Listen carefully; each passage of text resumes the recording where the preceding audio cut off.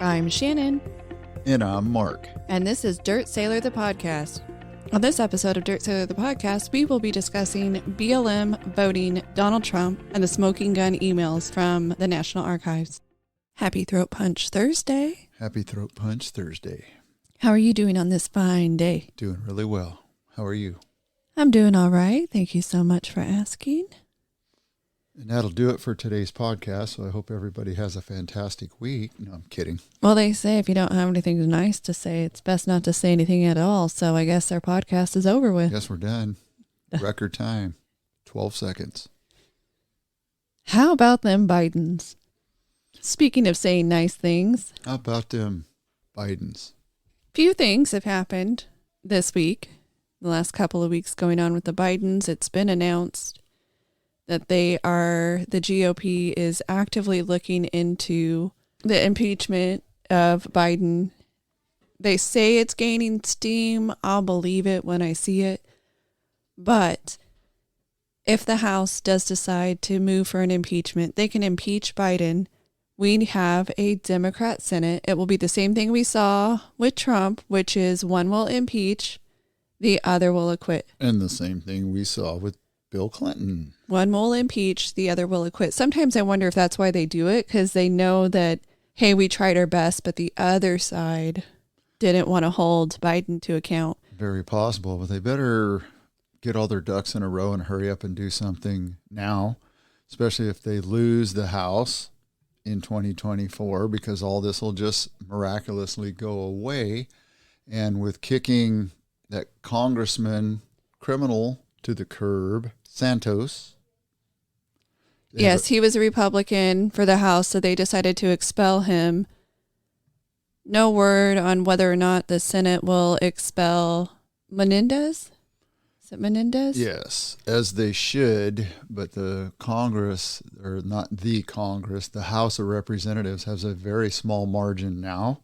I think it's only about 3 to 5 congressmen. Well, they made it even smaller. Yes, they made it a tiny fraction smaller. Yeah, well, the GOP is also probing intel agencies using disinformation charge to obstruct the Biden investigation. So when the GOP was looking into the Bidens, this is just before the 2020 election, on whether or not there was any corruption, Representative Jim Jordan, who is the chairman of the House Weaponization Select Subcommittee, wrote a letter to National Intelligence Director Avril Haines last week, stating that the House Judiciary Committee he leads and its subcommittee are investigating allegations that the U.S. intelligence community obstructed a congressional inquiry in 2020 by falsely alleging that the work of the 2 U.S. senators was advancing Russian disinformation. So 3 years ago, 2020, Senators Ron Johnson and Chuck Grassley had launched a congressional investigation into the allegations of influence peddling implicating Joe Biden and his son Hunter Biden. On August 6, 2020, 2 FBI officials provided the Republican lawmakers with a defensive briefing as a part of their inquiry, describing the claims as misinformation originating from Russia, so that there was no influence peddling and it was all just Russian misinformation. So as Senators Grassley and Johnson were in the final stages of completing their September 2020 report, which was looking into the links, they received this defensive briefing. Well, they received it in August and they were trying to complete their report in 2020. It gets leaked that any allegations of influence peddling was just Russian disinformation, same as a laptop. So now Jim Jordan is going to actually look into the intelligence agencies for their role in lying about disinformation being what was coming out instead of like actual influence peddling. Do you think that will go anywhere? Another investigation of investigating? Well, probably not, because they tend to protect each other quite heavily.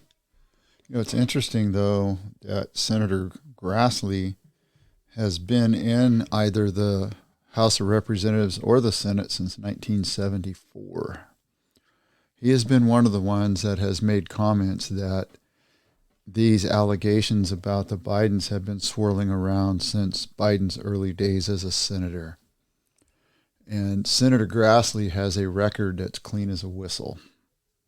And I would tend to believe anything that comes from him and not something that comes from an FBI report. Because these people being other senators and congressmen and women, keep saying that the FBI is pure as a wind-driven snow. The agents themselves are perfect people. It's the leadership that's bad. Well, by gosh, I think the leadership started out as normal agents and then ended up getting corrupted up, so to speak. So I don't believe in any of that stuff anymore. I believe if it looks like a duck, quacks like a duck, and walks like a duck, it's a darn duck. The Bidens have been caught red-handed. Now it's time for them to face their punishment. And I would go further after an impeachment inquiry and an impeachment. I would wait till he's out of office and I would prosecute him and his son and his daughter and his granddaughter and his brother for tax evasion. If you're going to increase the fines with the IRS from, I believe it's 5 or 6% to 10%, and punish the normal American citizen who's trying day to day to make things work, we don't curse on this podcast, but I call BS. To what you just brought up, the IRS has raised the penalty from 3% just a couple years ago to more than 8% now. And that's not if you did something wrong. You can actually get a penalty for what's called underpaying your taxes.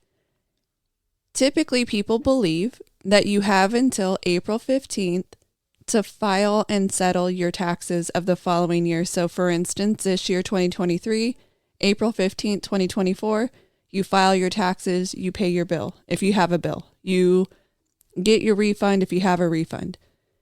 If you are like many people here in the United States and you do side hustles, side gigs, you get a 1099, or you're doing things, running your own small little business, selling something out of your house, little cottage industry type thing, and you don't pay enough estimated monthly taxes or quarterly taxes to the government, even if you pay by April 15th when you file your taxes, you will be penalized for underpaying throughout the year. And that number is you need to be paying at least 90% of what you will owe.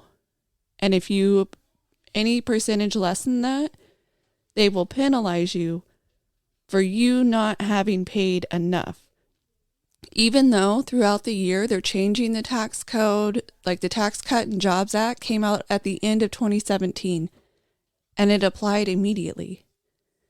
So you might have been doing the right thing, but then they took away some of the write-offs that you used to have. And so then going into 2018, when you actually go to file your taxes, you've underpaid because now you can't take certain write-offs that you used to take.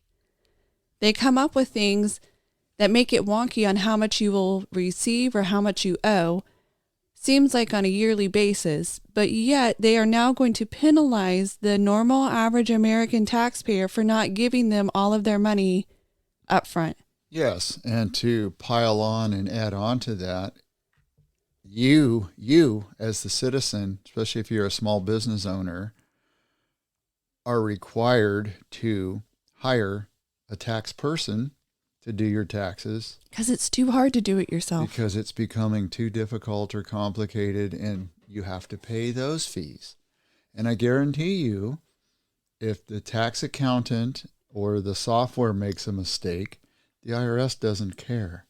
No, you still owe the amount of money that you would have owed had the mistake not occurred, but they won't give you more money if it's in your favor and they didn't return enough money to you. It's only one way. No, those fines and penalties should work the opposite way as well. If you overpaid by 10%. Shouldn't they be sending you a check saying, hey, I think you're doing too much?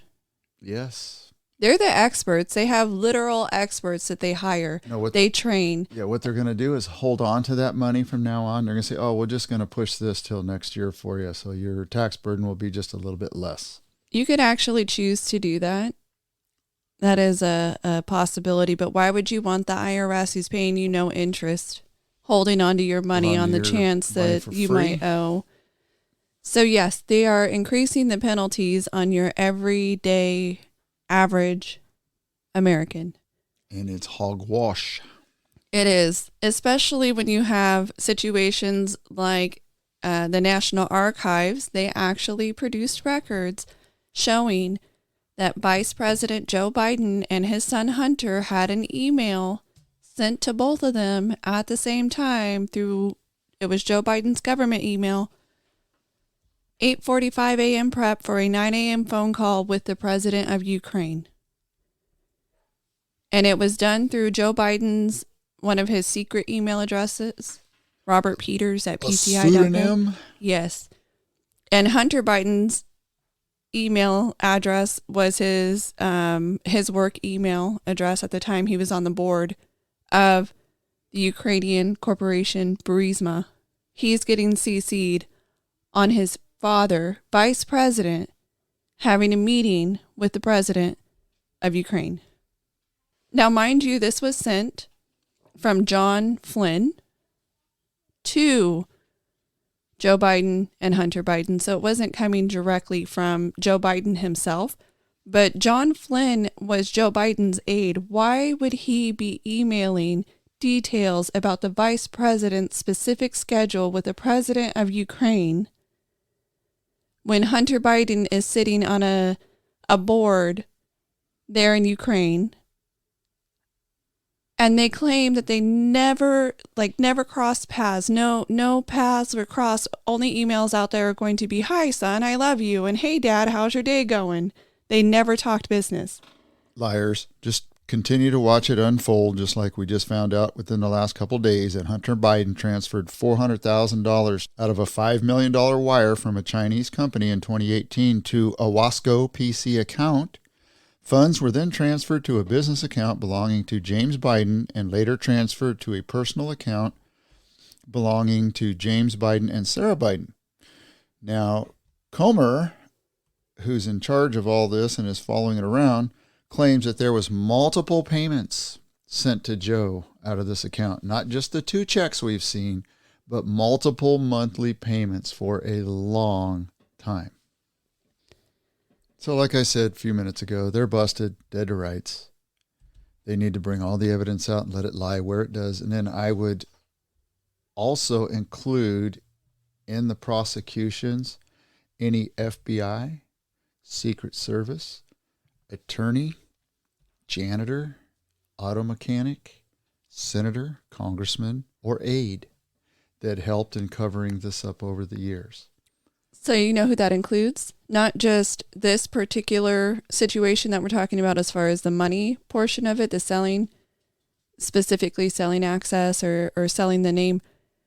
All of the national security related individuals who signed on to that letter that said that the Hunter Biden laptop was in fact Russian disinformation. Absolutely. Every single one of them needs to be included because they helped the machine. They are part of the machine. They helped him become president, the truth not get out there. Now, people could have made their own decision. They still might not have cared. They could have talked about Hunter Biden's laptop all day long, and we would still see Joe Biden as president. Very possible because 50% plus one of the U.S. population was heck bent on getting Trump out of there, and not because he was a terrible president, but because the news media outlets, other politicians, and government officials said so. They decided they didn't want him and he had to go. They decided that Americans that vote didn't have the right to vote and put a man back in office for a second term, that it was their sole purpose in life was to boot him out of office and put a yes, sir, no, sir man in there that you and I have talked about a million times, has no cognitive reasoning at all, blah, blah, blah, blah, blah. So we know how that goes. This would happen to be Mr. Obama's third term. Yes, it is his third term. It's absolutely his third term. Another thing that we're seeing with a topic that we've brought up before, Epstein, when Epstein did not kill himself. No, is... the suicide, non-suicide. Yes. So Epstein's flight logs. Been lots of talk. Some have been released. Not all have been released, but there are requests for the release of Epstein's flight logs. And now Senator Dick Durbin from Illinois has blocked the release of the list. So how is he able to block the release of something that belongs to a pilot that flew the airplane? It's his logbook. So Durbin is the leader of the Senate Judiciary Committee, rejected the request brought forth by Republican Senator Marsha Blackburn in early November. So she has accused Durbin of standing in the way of certifying the request after a contentious committee meeting was held on Thursday. So she posted on X or Twitter, Senator Dick Durbin blocked my request to subpoena Jeffrey Epstein's flight logs. And then, of course, she says, what are Democrats trying to hide? So during the committee meeting hearing that occurred last month, Blackburn filed the request in the upper chamber of Congress. They had quite a bit of exchange during that. And Blackburn announced that she had a series of subpoenas, which included the one against Epstein's estate to identify everyone listed on the flight records that have been said to include high-profile worldwide people. Bill Clinton? Yes. And so an aide for the Democratic Senate Judiciary Committee said that Durbin would have stayed in the panel on Thursday to allow Republicans to offer debate on the 177 filed amendments, noting that the committee would vote on authorizing the subpoena after. So he wanted to get a whole bunch of work done, or other work filed on amendments, whatever these amendments are. But that because the Republicans wanted to filibuster during the hearing, it didn't allow Blackburn to offer the amendment to the authorization, and that pretty much just had them.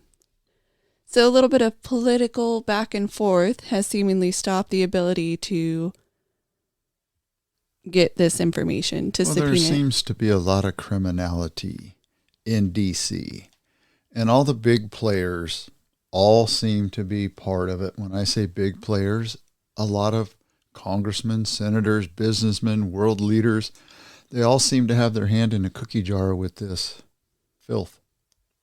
It's amazing. It's absolutely amazing.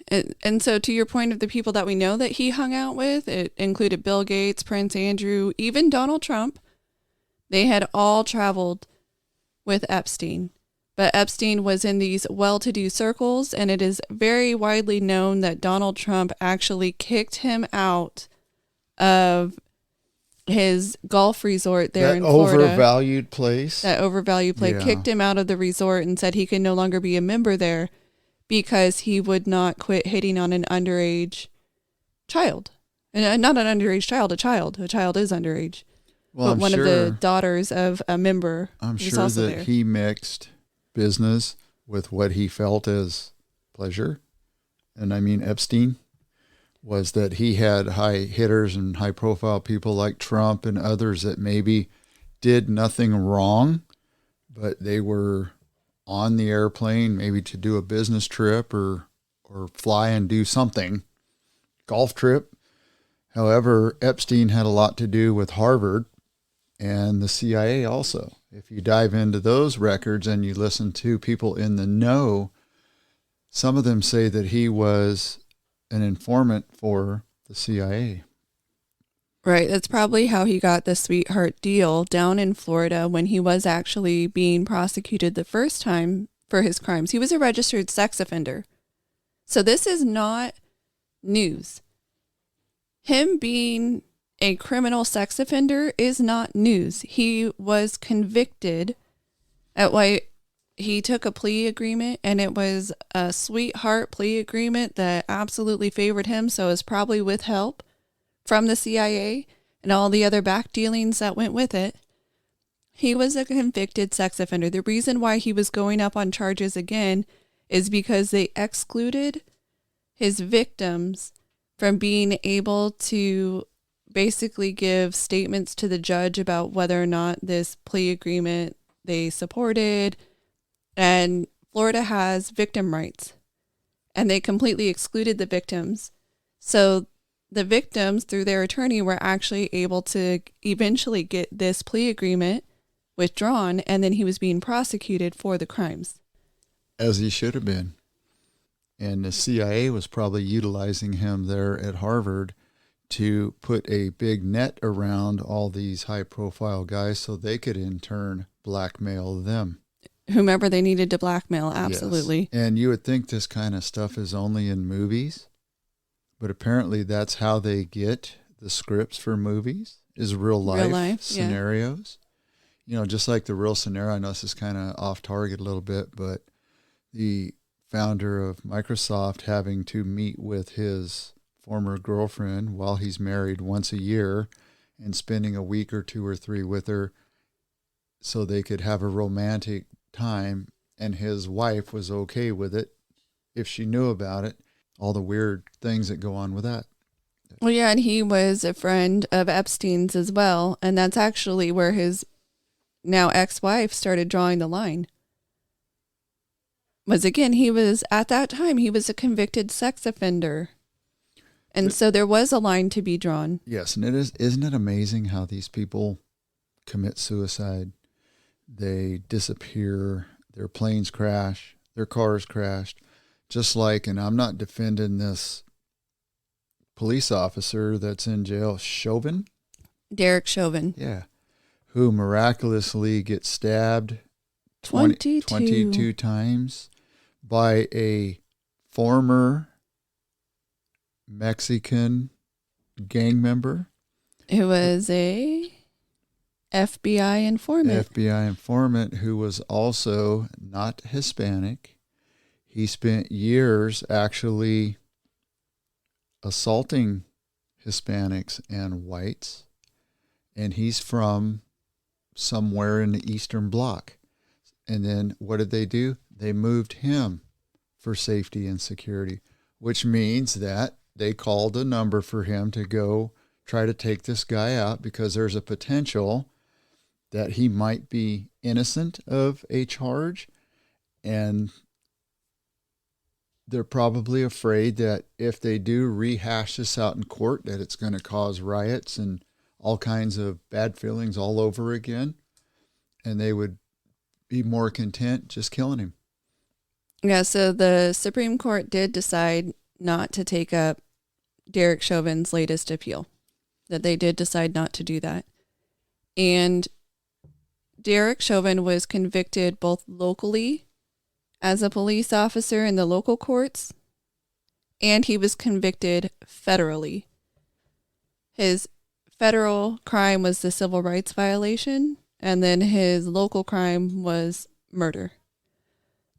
So the feds actually were housing him in prison, and they moved him from Minneapolis to Tucson. And this Tucson location is supposed to have minimum security, medium security, and I believe they also have some pretty maximum security. Apparently, a year ago, at this very same prison, someone convicted of their crimes, I don't know what crime they were convicted of, but one of the inmates tried to shoot a visitor in the head during visiting hours, and I guess the gun ended up not going off or something happened, but the inmate had a gun and attempted to use it, and the person that he was going to try to shoot in the head, luckily they survived because the gun malfunctioned. Well, the warden and the guards aren't doing a very good job at their metal detectors keeping guns out of the prison. So, yes, it is. This is the prison that Derek Chauvin was moved to, and he is not one to be liked. Most inmates do not like former police officers. No, they normally keep them isolated and away from the general population because they will be killed. Yes, so he was stabbed 22 times and left in critical condition. They had to take him to a hospital to save his life. They performed life-saving measures. But according to what has been released, they didn't even inform the family that it had happened. His mom didn't know about it. They didn't inform the attorney, and they wouldn't give any information to his family, Derek Chauvin's family, until after it made national news and the inquiry was happening. Right. This kind of stuff is what makes people come up with conspiracies. Conspiracy. Because it can't be a straightforward thing that an officer that potentially had a case that happened to do something bad and took somebody's life. He was obviously convicted of it. Yes, he was convicted. Goes to a prison where things like this are not supposed to happen, but it appears that there's as much or more crime behind prison walls than there is on the outside.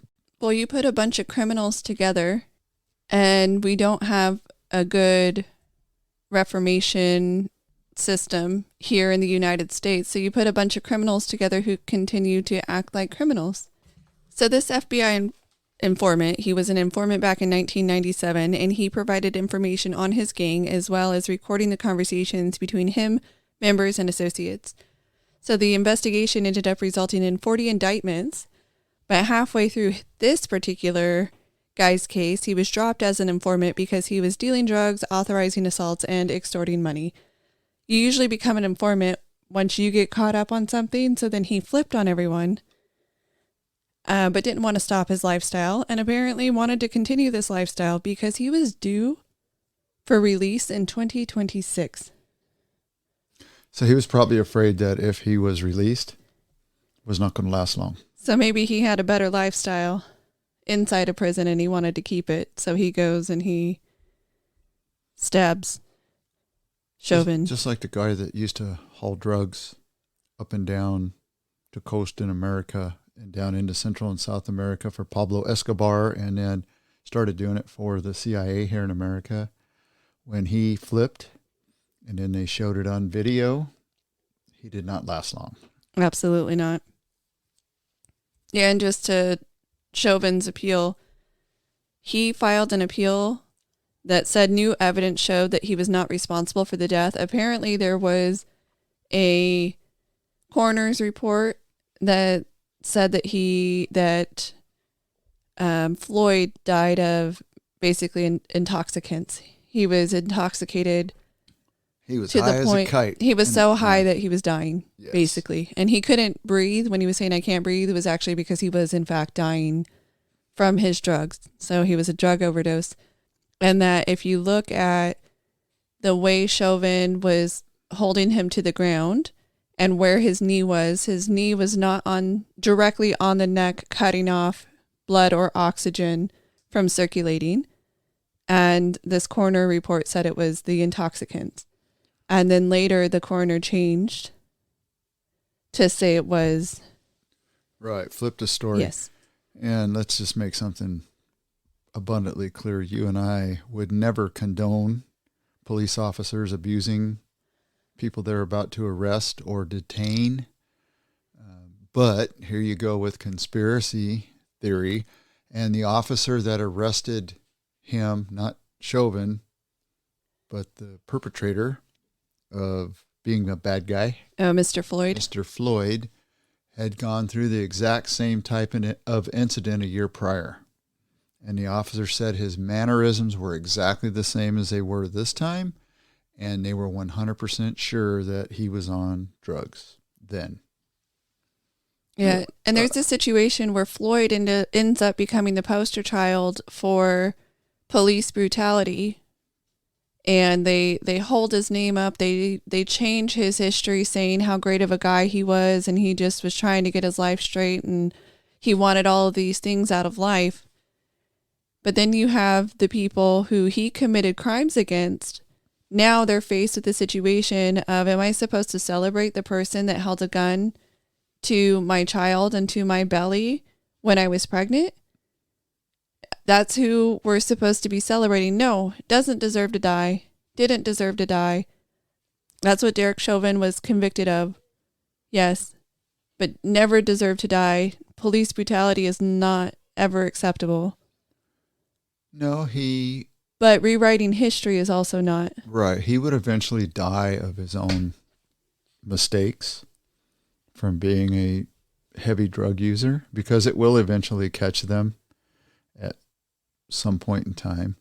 But you're right. That's not the poster child for brutality or anything bad like that. And there also shouldn't have to be a poster And that's child. what I was going to say. There shouldn't have to be what you just said, a poster child.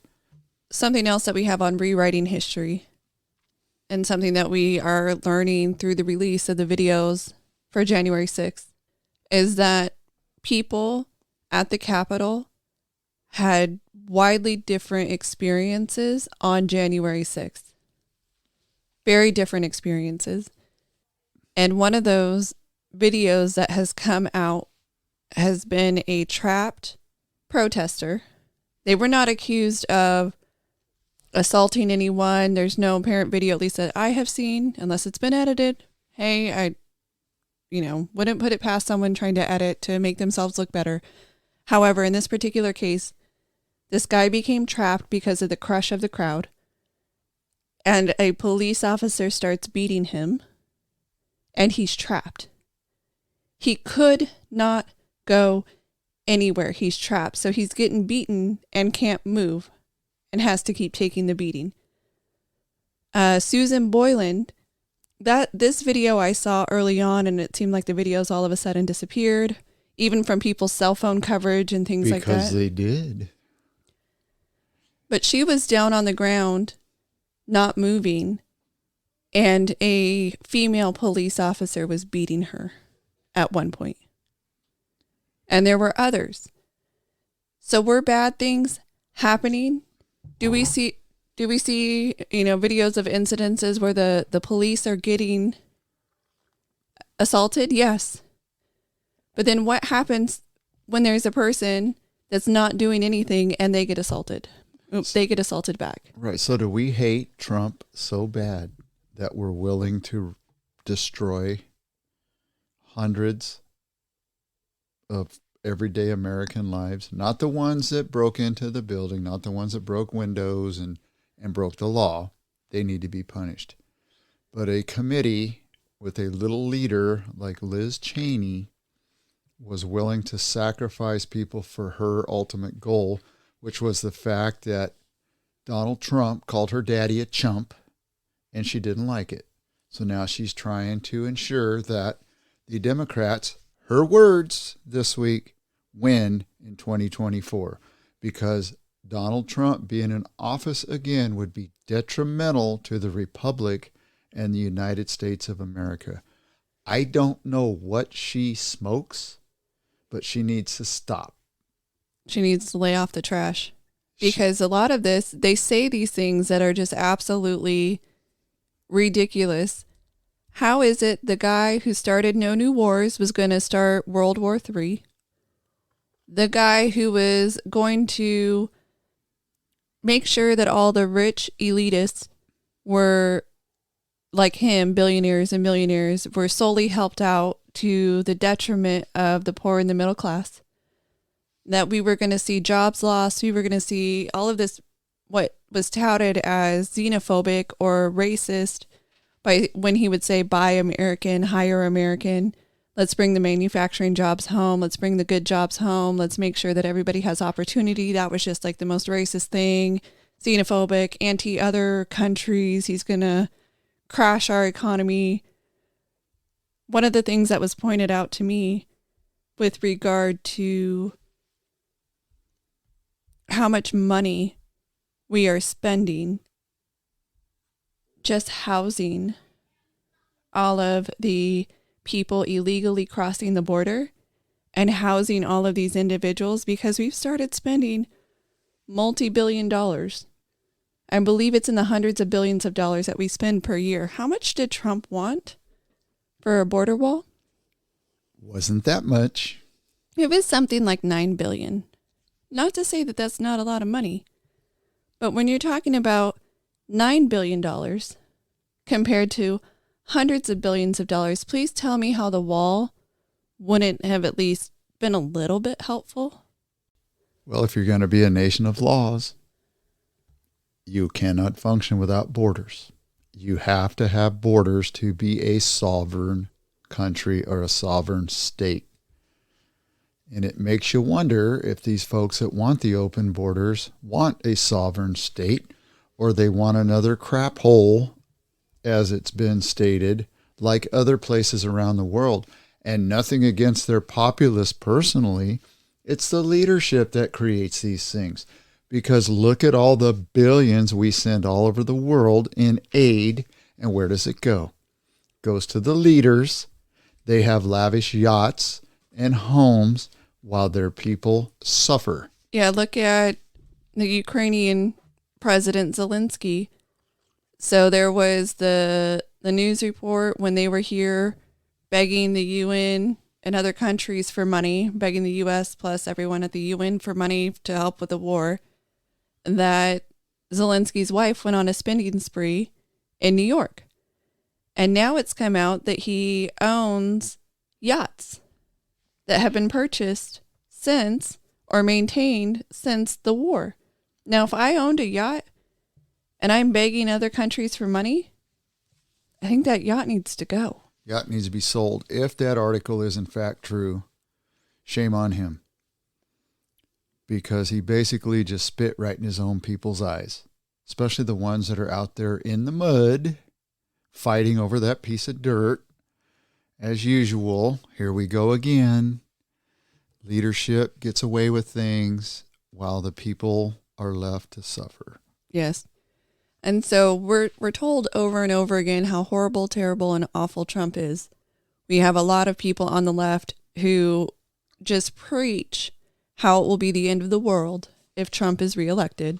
But then you have former CNN anchor Chris Cuomo, who is being interviewed on a podcast. And he basically states that if the choice is between Trump and Biden, he actually may vote for Trump. And that he is not afraid of a Trump presidency. He said he survived the last 4 years when Trump was president. And he's not so certain the same can be said of what will happen if Biden's reelected. Absolutely. Well, we know if Biden is, but he's not going to be reelected. He will not make it through his entire presidency. I'm actually surprised he's made it as far as he has, to tell you the truth. Just based on his health. But for Cuomo to make that kind of a statement is kind of out there. But if we have to suffer under Trump for 4 years, well, if his policies are something to suffer over, then I'll take it. I'll take that kind of suffering. Because that kind of suffering was not too bad. It was not too bad for blacks, Hispanics, Asians, whites, Hindi, all ethnic groups across the board did very well for 4 years, actually for 3.5 years, until this mystery ailment found its way over here from China. And if you look to the governors, almost every state gets shut down. Not every single state. I mean, Kristi Noem there in South Dakota did not shut down her state. But even Florida shut down. Ron DeSantis shut down. And that was while everybody was assessing what in fact was going on. And then in California, they even kept the schools closed for more than a year. And then they only started bringing kids back incrementally as long as they didn't stay for more than a couple of hours and they weren't allowed to eat lunch on site. They would get a bag lunch and they would get told to go. So we had a bunch of left-leaning states. There were some on the right, but left-leaning states who shut down jobs, shut down the economy, shut everything down. And I believe we were allowed to be on unemployment for over a year. They extended the unemployment. They were giving people bonus checks for staying unemployed, all of that. So while we had less money coming in, we had more money coming out, and places were closed. And yet we're also told that that was Trump's fault, that he had so many jobs lost. He was trying to convince others to be more open than they were willing to be. And then once Biden was elected and in office, we started seeing some of the heavy-handedness get released. Not all of it, but some of it. And then it just looked like, oh, look at under Biden, we gained so many hundreds of thousands of jobs or millions of jobs. Letting people go back to work is not a gain of a job. No, it's not creating new jobs either. It's people returning to work. And he's saying that there's also the most amount of people filing through the small business loan program or small businesses, the most amount of people ever. They're getting up and running. You shut down so many people that they're restarting, or new people are starting. So it's not the most amount ever. It's people trying to get back to where they were. But that's his claim to fame. We can lie about the numbers. What is it? Figures lie and liars figure. You know who really likes him? Which I didn't know. Taylor Swift was one of the biggest progressives in America. And I don't know what generation she's part of or what the latest one is. Gen Z, Gen Y, Gen A. Whichever one it is. She's asking them to sign up to vote and to vote Democrat and vote for Biden. She's another one that must be hanging out with Liz Cheney. Because fools don't understand what fools do. And she's being fooled by an old fool, 81-year-old fool. And no, it's not that I disrespect the presidency. I have the utmost respect for the presidency because I was willing to give my life for the presidency in this country. I despise the man that's at the helm right now. I don't understand how, I guess some people will, I have said here before, vote blue no matter who. As long as it's not the other guy, they really don't care. So she is trying to get people to sign up for the oldest, whitest dude, for the party that hates old white men. And she also was a big supporter of having the shot.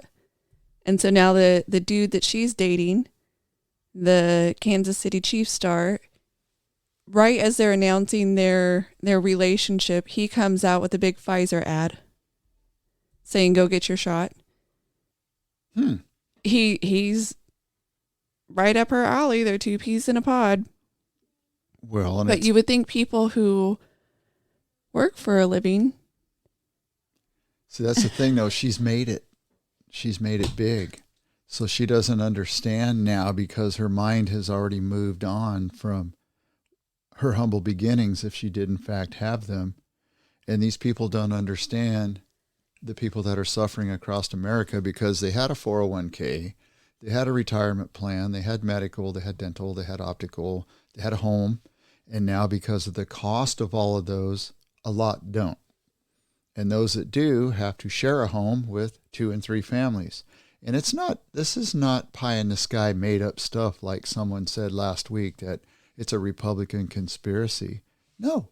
All you got to do is look at the numbers. All you got to do is call somebody that's in the real estate association. They will tell you what's going on with the market right now.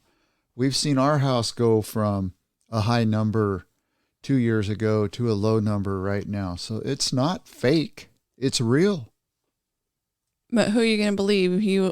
What is that phrase? Me or my lion eyes? Well, do you think, you go into and I don't want to use Costco as an example, but you go into Costco, you think all those prices you see on the counters in front of the meat and in front of the vegetables and the clothes, you think they go in there every night and just change the prices so they can make money, and then the next morning they lower the prices down so they can lose money? No, they've raised their prices 18 to 20%.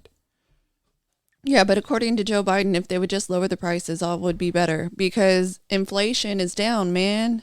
Except inflation isn't down. Inflation is just not rising as fast as it was, even though, so it's still rising. It's just not as fast as it was. We're still going up on all of our prices. And his solution is everybody just lower your price, dude. Well, they say, if you've been sucking on the government booby pretty much your entire adult life, you don't know what things cost. And when through proxy, through your son as a surrogate, you get hundreds of dollars, hundreds of thousands, millions. I don't know because I don't have privileged information. You don't know this stuff. You don't understand it. You don't care. No, and you have your talking points. Whatever your speechwriter says, that's what you're going to say. And then you go, for Biden, he goes off to Delaware, enjoys a nice vacation, eats some ice cream, does all that. Politicians are going to be politicians. They're going to do what politicians do. They're going to spin, spin, spin. Well, you have the Chicago mayor, Brandon Johnson, blamed right-wing extremism for some of the ills that are happening in Chicago. And it's the far right that is the problem. Far right extremism. Everybody knows that there's right-wing extremism in the country, and it has targeted Democrat-run cities. So right-wing extremists are going into Democrat-run cities to destroy them. All of the theft, right-wing extremism. I'd like to know how that works. All of the shootings, right-wing extremists are going into Chicago and taking over. But he blamed right-wing extremism for what is going on and the chaos that it's causing. And it is baffling that people would say, oh yeah, that's it. Yes, right-wing extremism. Oh my goodness, that's the retail theft is right-wingers. It's because they drink the Kool-Aid. And it's interesting that people like that don't have the stones to stand up for themselves and say, whoop, maybe my policies aren't working. I'm going to blame all this on somebody that's never been in my state. The state's been pretty much, I don't know the exact percentage, but pretty much Democrat run for probably 75 years. And there is not enough right-wing stuff to go into a place like Chicago and cause the mayhem that's being caused now. Or to go into New York and have $4.4 billion in New York City retail theft. $4.4 billion. And nothing to see here. That's a right-wing news story. So if they're not blaming actual extremists coming in and taking over their city, they're then turning around in some of these cases and saying that it's not actually happening. It's not really as bad as you say it is. You're lying. All of the stories about retail theft, when you post a video, you're lying. It's really not that bad.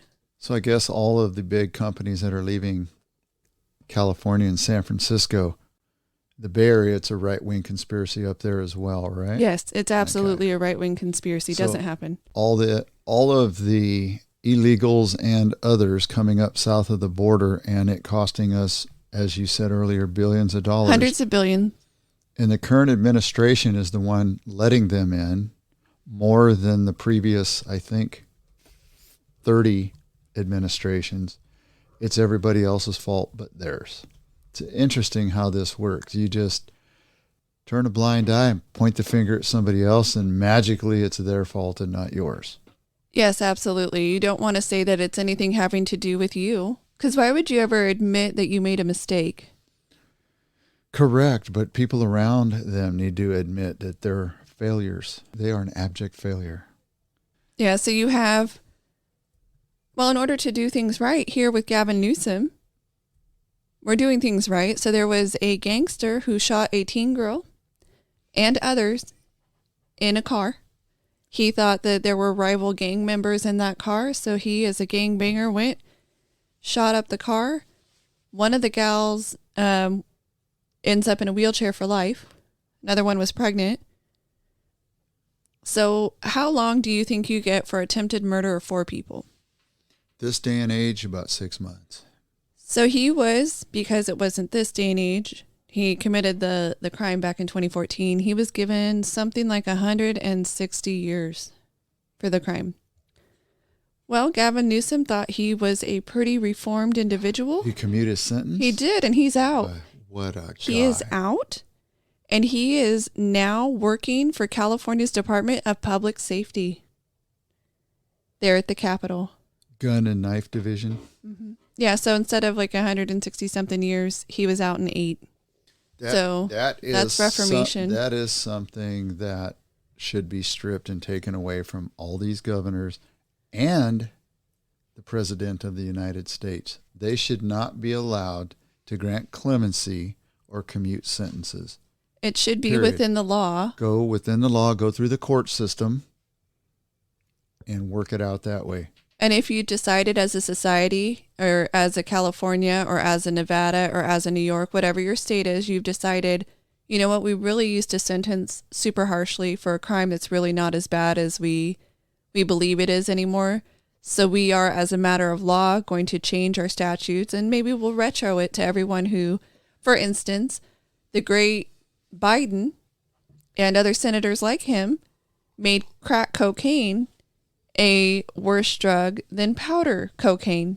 Cocaine is cocaine. So you can go back and say, hey, these drugs should receive the same sentence. We're going to go retroactive, and because crack cocaine is cheap, so who would that predominantly affect? Poor drug users, not rich drug users. I understand that. And then to your point, society decides. Not one individual who has, oh, this person really touched my heart. They've reformed. They're in prison.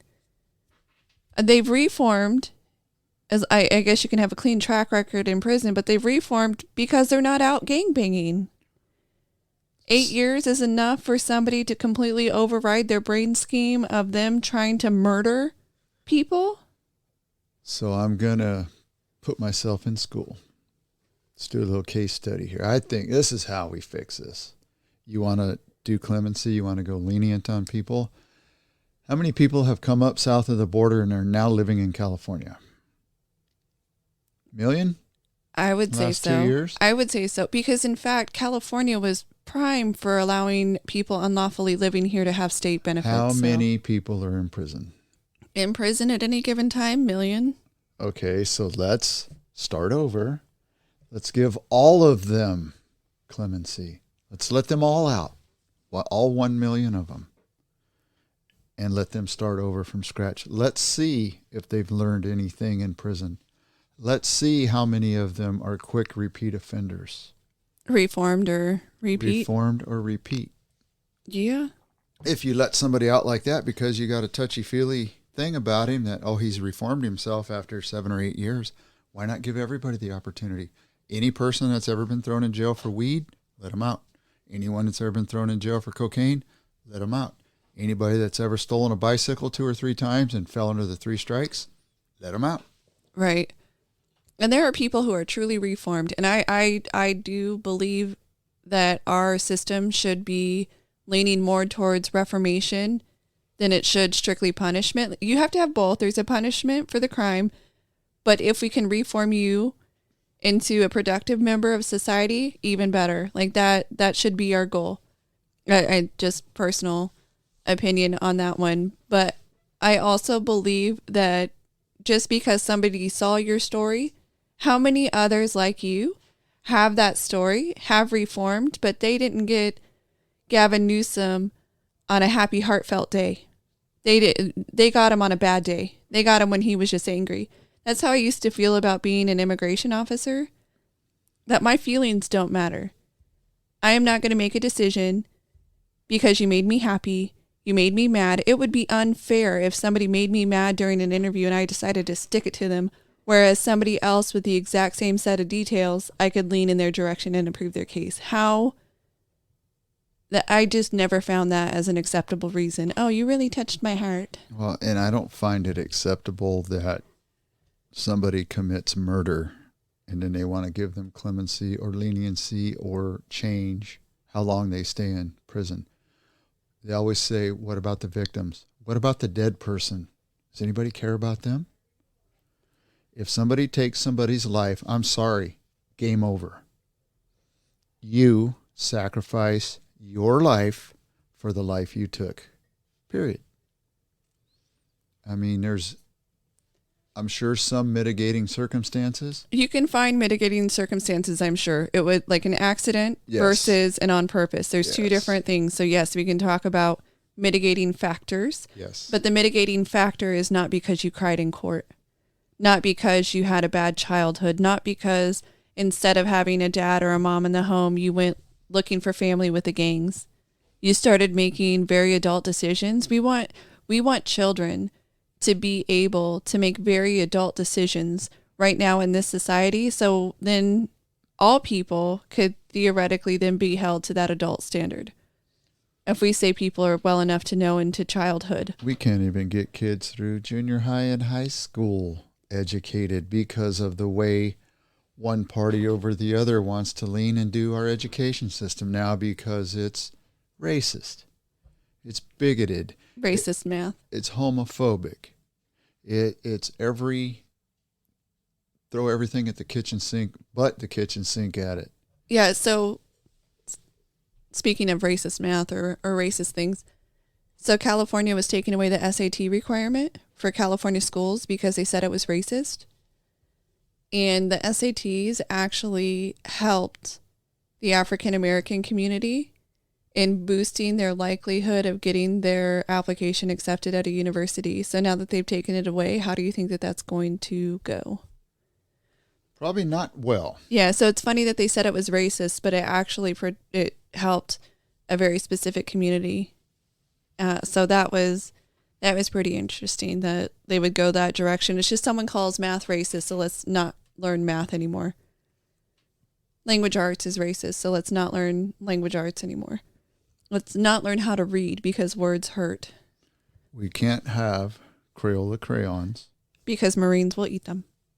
That and kindergartners color pretty little pictures, and it's racist. Yes.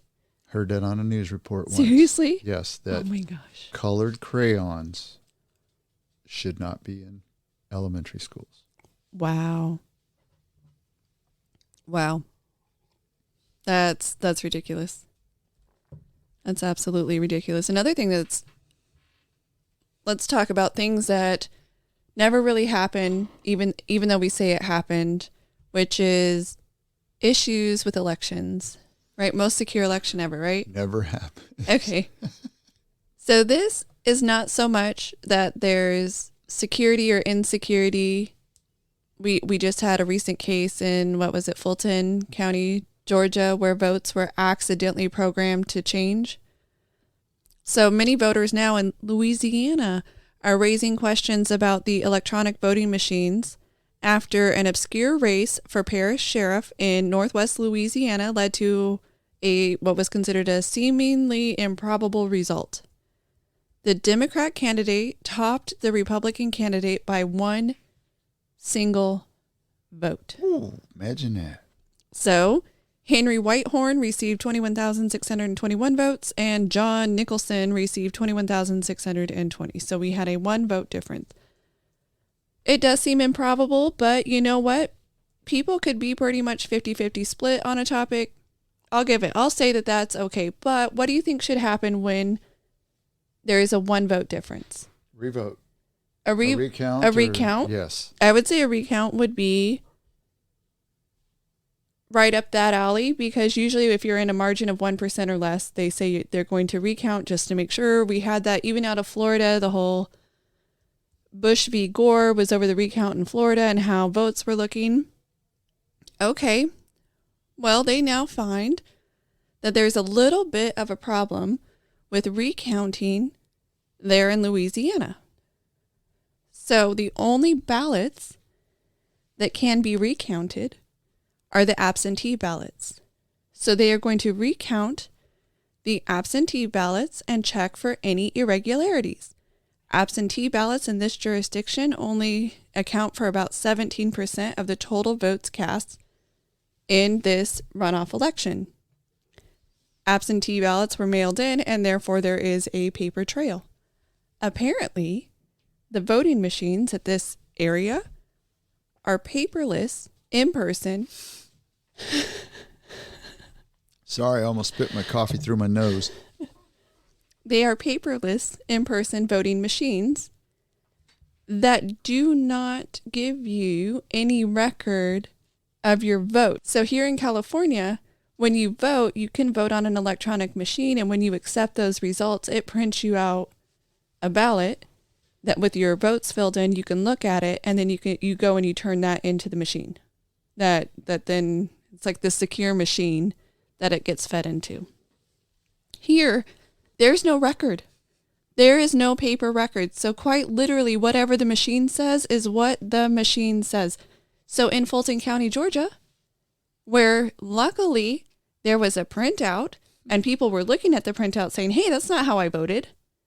In this particular case, there's no printout. There is no way to look at 83% of the votes and make sure that how they voted was how they voted. And there were no errors. How I understand wanting to go paperless in this electronic day and age, but how is it there's no record at all and no ability for you to look back? Email. Well, we can't do that because then we're hooked up to the internet. There's no receipt. Can't text it, hooked up to, phone and internet and all of that. So unless you stand there and screenshot it, but it doesn't matter because when it's all totaled together, they have no way of doing it. How are we here? No record. How did we get to this point in 2023? Here I'm going to be on my soapbox for a sec. I still believe, now this is for the 4-year presidential elections, not these little sidebar elections, that once you vote, irrespective of the proper machines and all that, after everything's tallied and we verify that it's accurate and certified, everybody goes to square one. Therefore, at least a few months prior to the election, you must go re-register. You must prove who you are. You must claim your eligibility to vote. That's a basic thing. It's a basic tenet. Because I was told that's one of the things that separates America from other countries around the world, is the legitimacy of our elections and the fact that we get to vote, because a lot of countries don't. Yeah, you get to vote 100% in favor of whomever your leader is, or else you will lose your life. Yeah, that reminds me of Saddam Hussein when Yes. that knucklehead was alive and president, when they had one of the, quote, elections. He got 100% of the vote. Fidel Castro, same thing. I don't even think they vote in North Korea. They just say, you mention my name, you die. That's right. You mention anybody else but me, you die.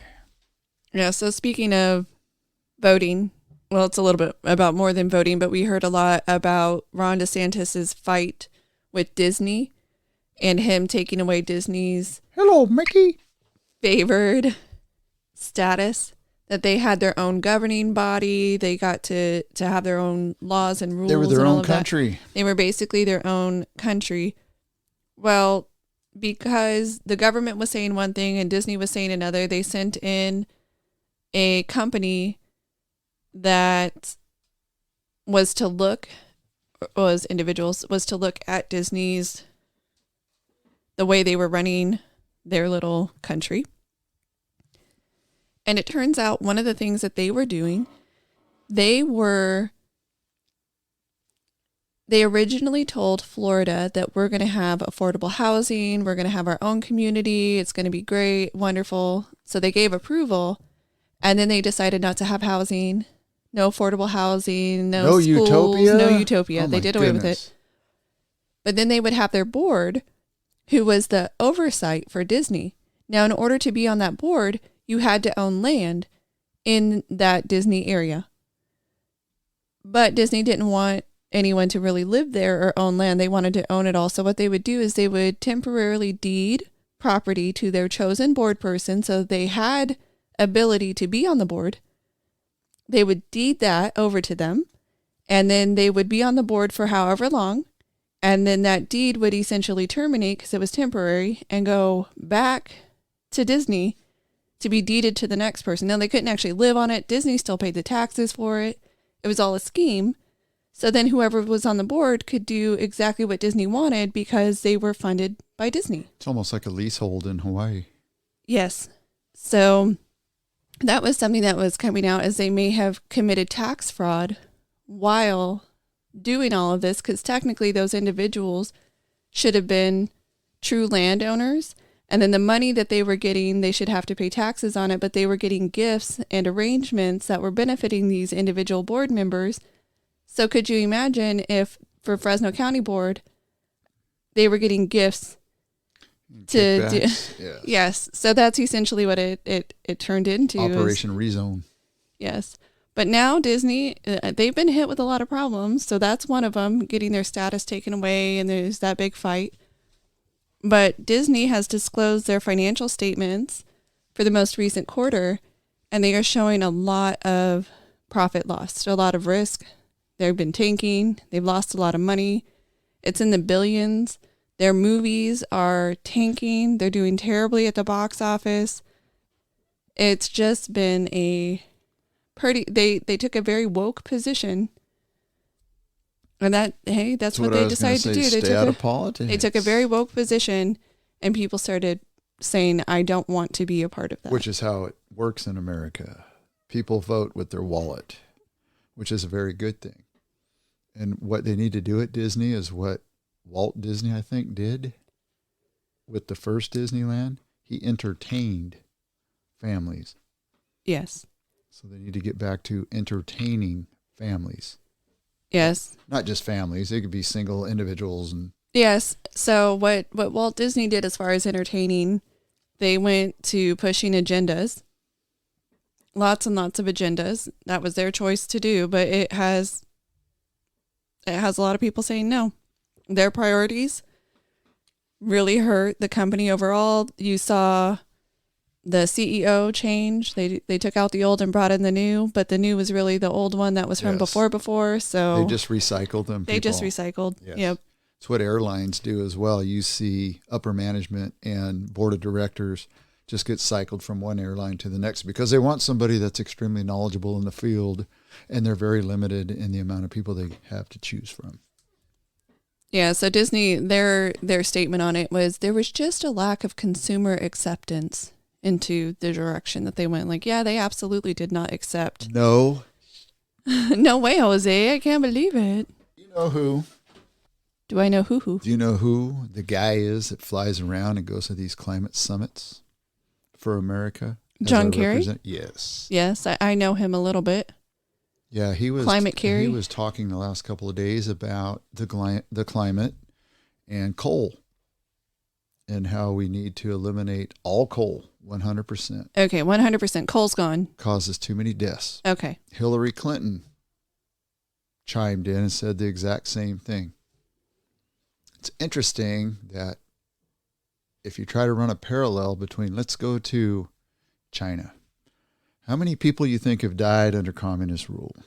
None. It's a utopia. Okay, well, 100 million and counting in the last 100 years. Yes, they did their great purge. As soon as anyone didn't support their communist leader, you were Russia, dead. Same. 75 million and counting.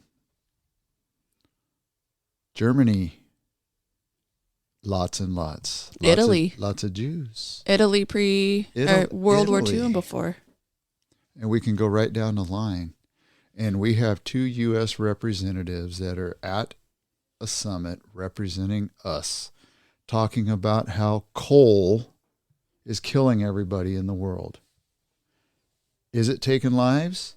I'm sure, with black lung and everything that goes along with it. Yes. However, flying over there on a jet that uses a lot of fuel. Yeah, you don't fly commercial anymore. You're not ride sharing. They don't have to. They're above reproach or beyond reproach. Yet I guarantee you, I know Hillary is, just listening to her talk about Ukraine and Russia and Israel and the Gaza Strip. They are pro-war machine and the killing of people, some for a good cause as they see it and some not. Yet we can't have coal. Yeah, you can't have coal. But it's okay if you drive an electric vehicle and every component that went into that electric vehicle had to be strip mined from some other country that you don't give two cares about the children working those mines. Isn't it amazing how this thing goes around in a big circle? Yes, it is absolutely amazing. So we are seeing, however, individuals, governors, and others who supported electric vehicles and moving towards this all-electric vehicle system, they are withdrawing their support because they've come to realize just how much goes into an electric vehicle battery alone. Now, are we going to have batteries for cars? Absolutely. Even if they're not electric vehicles, we still need certain components that we still decide, but it's the sheer amount of components that go into a single vehicle. We're demanding these electric vehicles, which take, I think it's 8 times the same amount that a hybrid could actually be built out of as far as the battery components. Right. Well, how about we have all the above? Let's have some petroleum-fired cars. Let's have some battery-powered cars. Let's have some hydrogen-powered cars, and maybe even a nuclear-powered car in the future. So that actually goes to an idea that just popped into my head. Why would we want to put all of our eggs in a single basket? Because if you have something run out, if you have something go awry, if you have something go bad, you've done that bad thing to every single vehicle. You've or limited all the yourself people, and your your whole entire country. Yes, look at what happened last winter in Germany. So when Trump was still president, he saw the writing on the wall for what was going to happen to European countries based on the pipeline, the fuel coming out of Russia, being reliant on Russia for things, and they start a war. And then all of a sudden, what happened? They froze. They froze. So why would we want to only have a singular thing? And that's why it doesn't make Eggs in a sense that basket. somebody like our current president and his administration would want to limit and shut off our fuel and oil supplies, have to go to outside entities to receive it, unless he's in the pockets of all these countries and he's getting a kickback. He's getting something, that's for sure. And if you look at, we're doing electric vehicles in the name of climate change. The United Nations wants America to reduce their meat consumption in the name of climate change. Everything's in the name of climate change. I wonder if my doctor works for the UN, because he's asked me to cut down my red meat consumption. To me, there is a bigger call for having people be healthier than there is for overconsumption. We consume a lot here in the United States, and we consume a lot of bad things, not just red meat, but look at all of our sugary cereals. Look at all of our ultra processed food. Maybe if we shut down some of the bad stuff and we focus on what we've been doing for thousands of years, eating meat, drinking milk, eating eggs, but we don't ultra process things and we eat enough of it, not too much of it, not an overconsumption, I think you have a bigger market for people getting healthy than to just toss out that evil word, Yes. climate change. Well, and that's what I was going to say with tongue in cheek. Well, I rudely interrupted you. No, not at all. The United Nations is not a group that I want dictating to me how to live my life here in America. You look at the building that we've given them in New York, all of the vitriol that comes out of their mouths about, well, just let me throw one country out there, Israel. I don't want them telling me to do squat. I don't want John Kerry flying around on a jet, enjoying his life, and telling me what to do. I'm sorry. I'm a grown man. I can make my own decisions. I just need people to stay out of my pocketbook and get out of my way.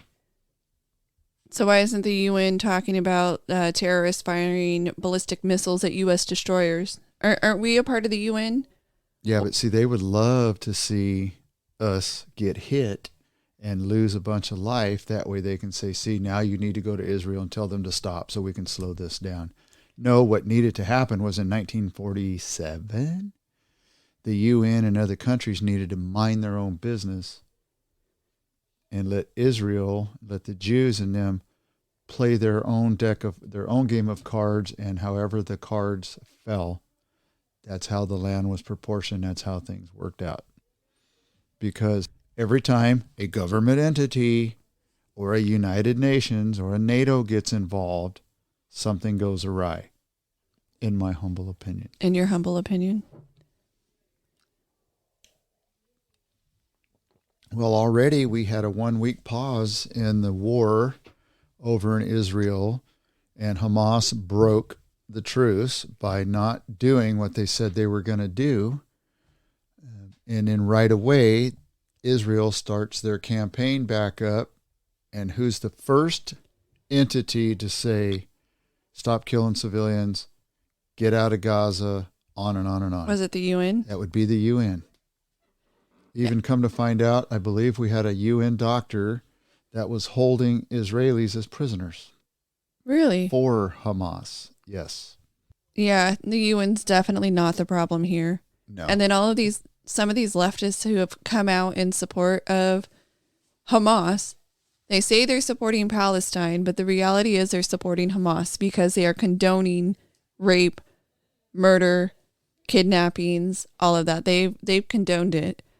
So Greta Thunberg, who is also a climate scientist, expert, so she just went to a protest. She went to a pro-Palestinian rally in Sweden, and she was chanting a phrase that translates to crush Zionism.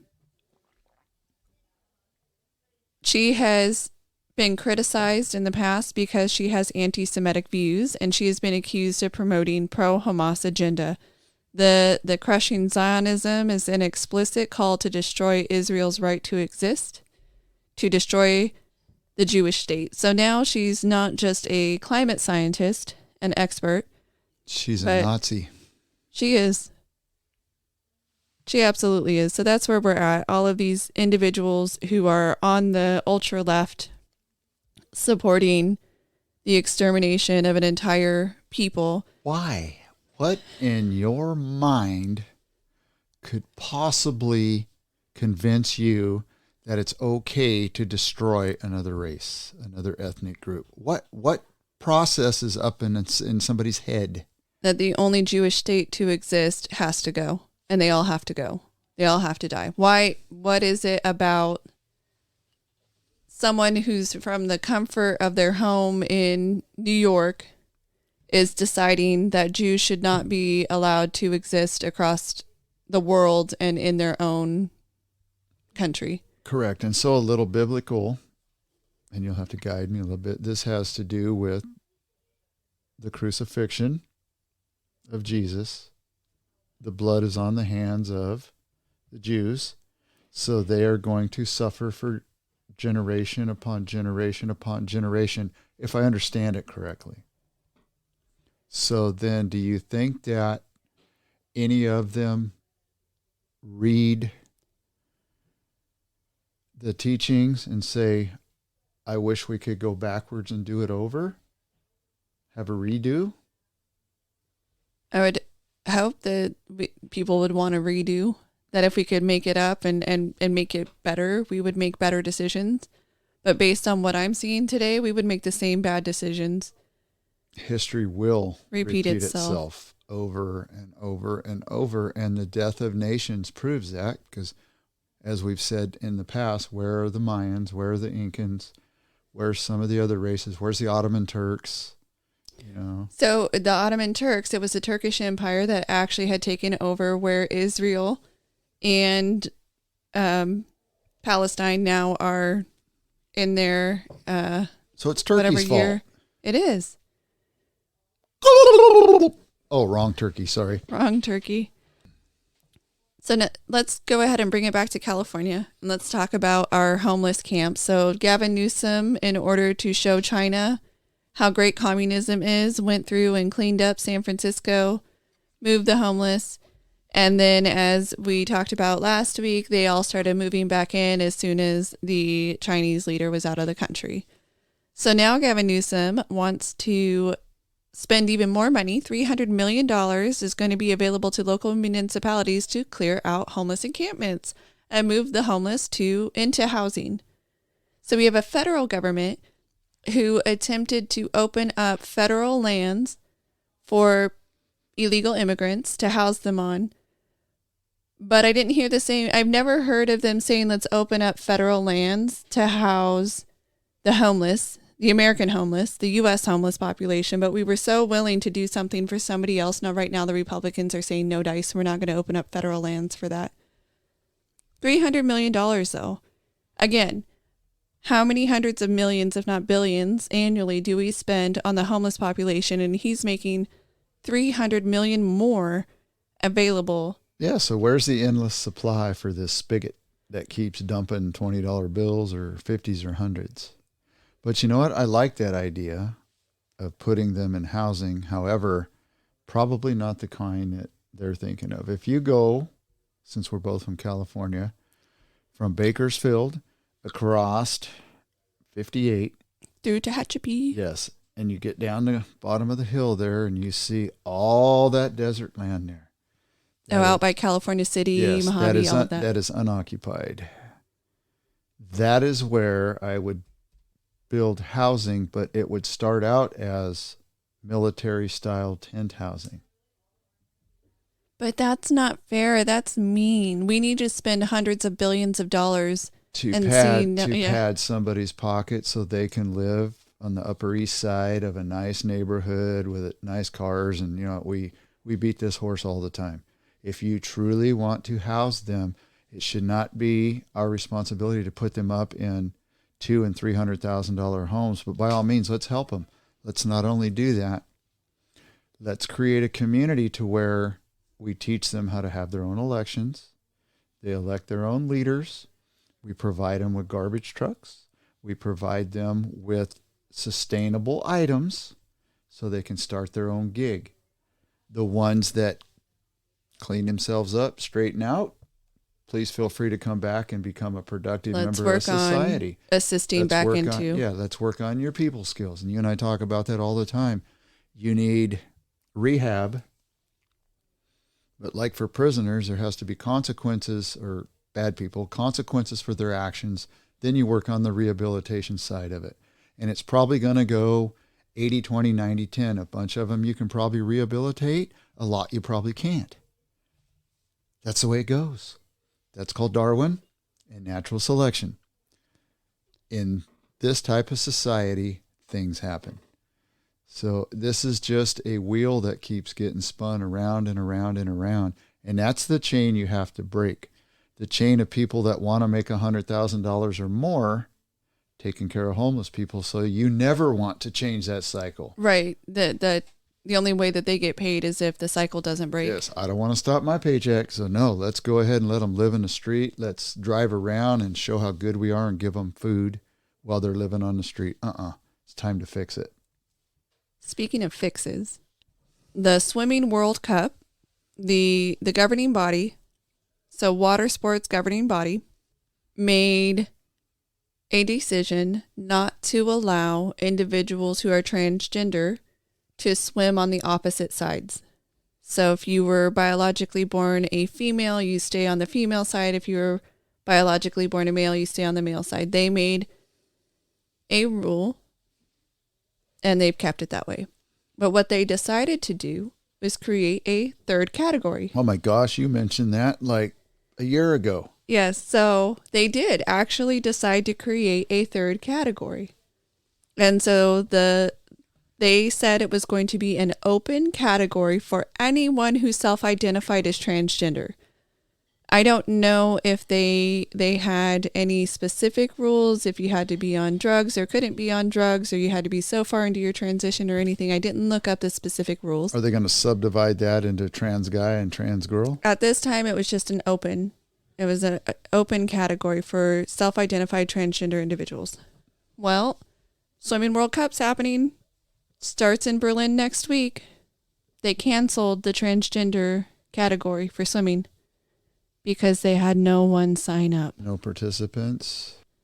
Well, and we don't harbor any harsh feelings towards a transgender person. Like I tell you all the time, I don't know what I don't know.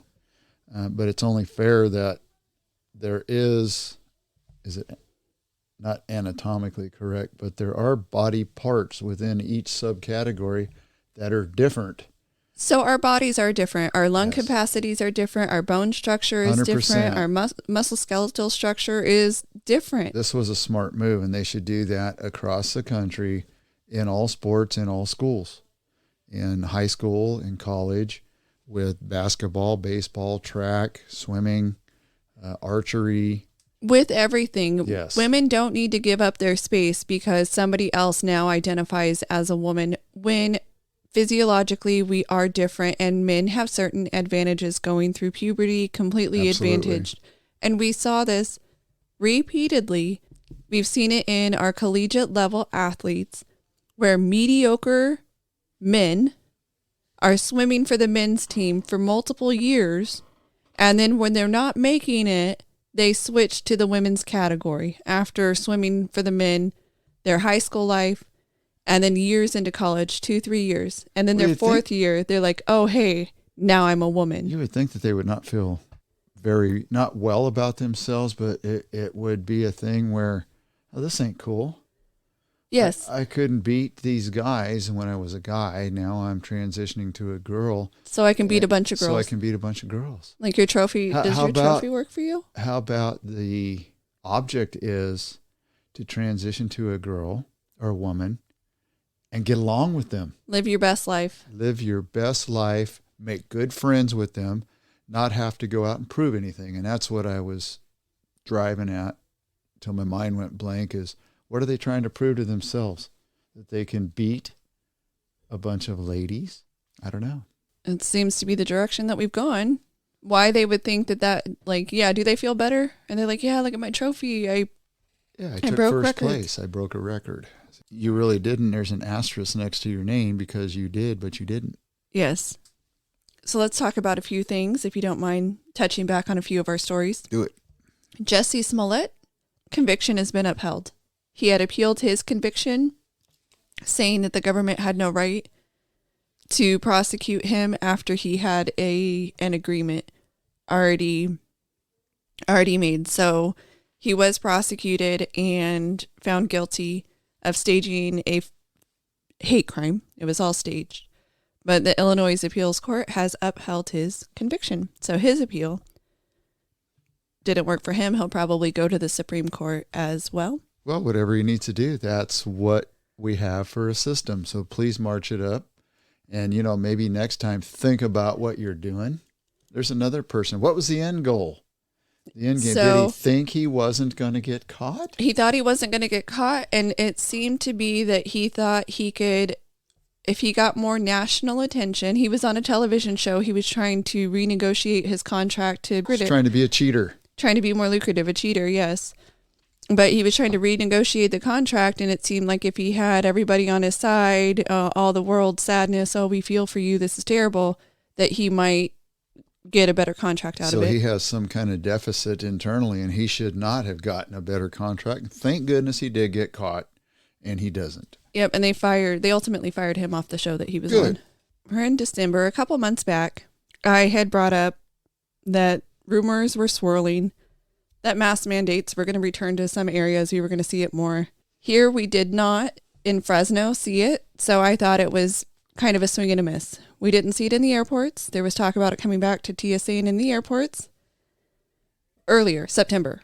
Like it was imminent. Here in California, not in our specific area, but in Alameda, Contra Costa, Sonoma, and San Mateo, they actually did see mask mandates come back into some of their indoor areas. So Santa Clara County and Marin County extended some policies where people who go into certain buildings must wear masks. So we did see some of that. It wasn't to the extent that I thought it would be by September. So here. Even though we know through, as everybody says, follow the science, through science of experts around the world, the type of masks that we were using did not work or help. Number one. Number Correct. Two, I was at a local DMV Thursday of last week 100% of the employees had masks on, and that's a state-run institution. And I asked the person that was helping me, why are you guys wearing masks? I thought the mandates went away. And she said, they did. It is the person that runs that branch's call, and that person is demanding that everyone stay masked up. Well, I would be, if I was an employee there, personally offended by that one person has the power to go against science and make that kind of decision for me. You have, when I was in there, trying to count the numbers in my head, probably 125 people in there. Not one person coming in there had a mask on. So what does that tell you? We don't believe in science. No, and if... It's a punishment for the employees, too. If one of the folks that came in to change their registration or driver's license or ID or whatever has COVID, and they're in there for an hour and a half, breathing everywhere, it gets stuck to the people's clothes, it gets stuck to the masks. The second they go in their break room or they go to the bathroom and come out with the mask off of their face until they put it on, and I did see that. I saw a couple of people walk from a back room and out to their station and then put the mask on, they would be exposed to COVID. Yes. But we follow the science by not following this. It makes somebody feel better. Whoever's making that decision, for some reason, it makes them feel better to force everybody to do this. Right. Or they're just a statist. We have beat the COVID pandemic to death over the last couple of years. And I'm not going to go back into the specifics of the science and all that other stuff, but for the most part, a lot of people got duped. Absolutely. Speaking of someone who is apparently no longer duped, the Black Lives Matter Rhode Island chapter co-founder, Mark Fisher, has publicly endorsed Donald Trump for the 2024 presidential election. So he has broke from the typically left-leaning political affiliations associated with the BLM movement. And it would seem that he has had his perception changed based on hiring the right person for the job, electing the right person and the right people for the job, and then seeing things get worse. And the Democrats that he's seen, he believes that they are hypocrites.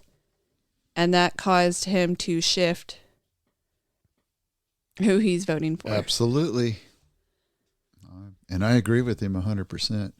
Well, and I'll tell you, if you watch debates, we had another presidential wannabe bow out today. It's interesting that you have somebody like Nikki Haley, which if she was the nominee, obviously I'd vote for her. But I need these people to start stepping up and saying, look, we're not going to be like the status quo. We're not going to go as far as Donald did and calling the whole place a swamp, because you see where that gets you. But I am going to go in and make sure that a lot of things that have happened in the past no longer happen. I'm going to make some changes. I'm going to hold that thought process on those changes until after you elect me. But I guarantee you, you will be 100% satisfied and happy with the changes we are going to make. This has been a podcast produced and edited by the Dirt Sailor duo. Mark and Shannon are a father-daughter team who both served in the United States Navy. This production is protected by copyright laws. Until next time, anchors away.